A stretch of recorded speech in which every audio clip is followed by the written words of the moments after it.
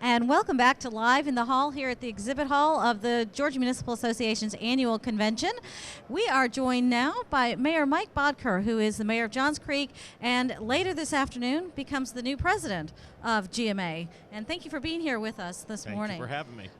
Before we talk about what you're going to do as president, let's talk a little bit about Johns Creek, because maybe not everybody's maybe familiar.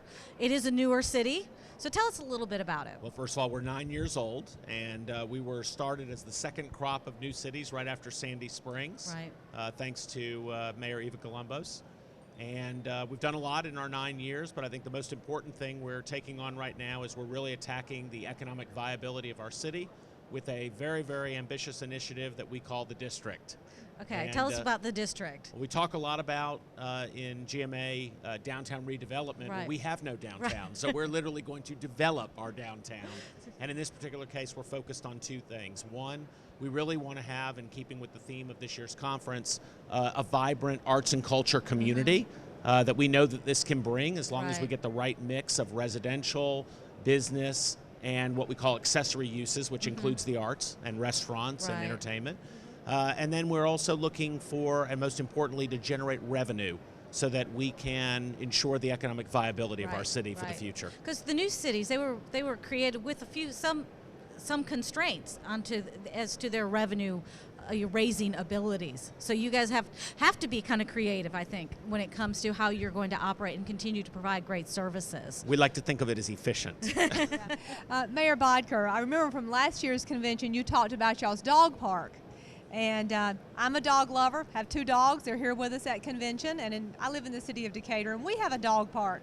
But our dog park is just a big expanse of land with a fence around it with some picnic tables. Now your dog park, I think, is much different and had a real community, interest in getting it developed.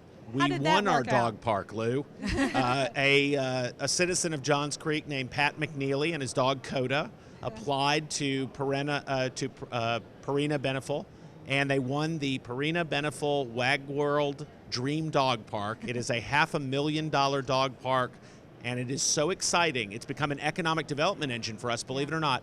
Folks will call in when they are traveling through Georgia from out of state to find out what the hours of our dog park are so they can stop by with their dogs and give their dogs their vacation along with their family vacation. Well, maybe the Comers will come visit Johns Creek from Decatur and bring Raina and Clementine up there too. And I'll have Teddy and Ellie meet you there.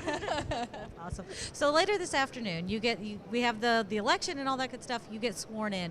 What do you plan to do with this year? What is your agenda for the So my focus for GMA is really not that different than my focus is for Johns Creek. One thing that I like to ensure in every organization that I work with is economic viability. And I think the most important thing that we can do for GMA is look for a diversification of revenue so that we can always make sure that the organization has the resources that it needs to make sure that we can continue to serve Georgia cities. Second thing that I want to focus on is really getting very serious about an issue that I'm hearing too much about and that I've been touched by personally through friends very recently, and that is this terrible situation with drug addiction and the fact that we're still not really coming up with a comprehensive way to deal with it, from source to distribution to what happens when someone gets addicted to drugs, how we get them through recovery, and more importantly, how we keep them out of the legal system. And it really, I think it is, as you say, at the local level where it really, you see the impact so up close and personal.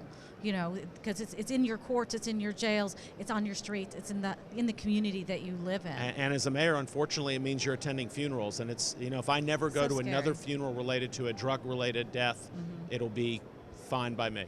Yeah, and another thing I think about drug addiction now is there used to be a perception that there was only a certain segment of the population that got addicted to drugs, but now it's people that we all know. Like you said, you're attending funerals for your friends. You hear of young people, even, in their early 20s, dying of drug addictions. Lou, I think the worst thing that I'm hearing about is I think some people believe that their community's immune. And I'm going to talk about during my comments today the fact that just last week in Johns Creek, the safest community in Georgia, one of the safest in the nation, our police officers in conjunction with DEA busted a meth lab right in the middle of our city. I mean, no one would ever think that would happen in Johns Creek. you know, but if it's happening in Johns Creek, it's happening in communities all across Georgia. And just a couple of years ago, we were at the convention. We were talking about the whole issue, and we still talk about it. Obviously, it's a policy of ours, to do what we can for human trafficking.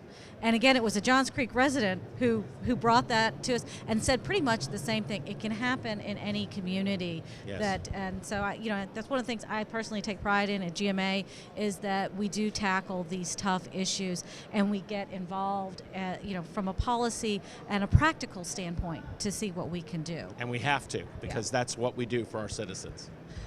You just came off a year serving as chair of the Legislative Policy Council, but you've always been involved ever since Johns Creek became a city, you became mayor. You've always been involved with GMA's policies and the efforts at the Capitol.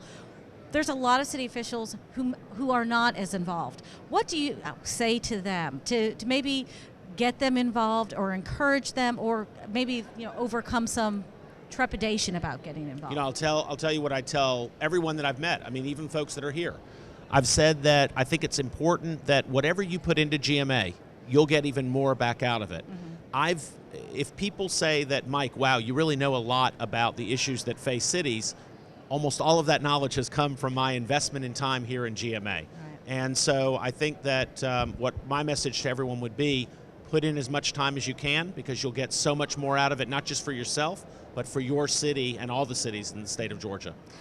Do you, in the 9 years that you've been involved with all the policy stuff, do you see a change in attitudes between this maybe state and local levels, or is it?